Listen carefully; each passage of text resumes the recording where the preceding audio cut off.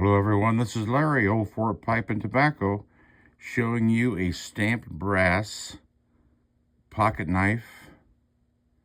And you'll see the little V cut there. That would be for cutting your cigar. Now in the early days, a lot of cigar and candy stores worked from the same counter. And initially I thought these were the names of cigar brands because they sound like it. But this company, the Robert F. McKenzie Company, Cleveland, Ohio, sold candy, distributed candy.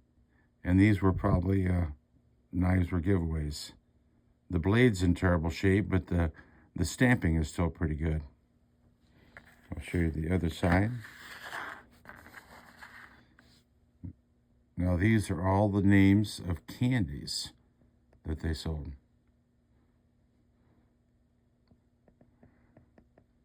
Again, these names sound very much like cigar brands.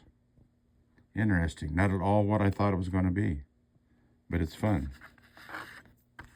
Show you the other side again.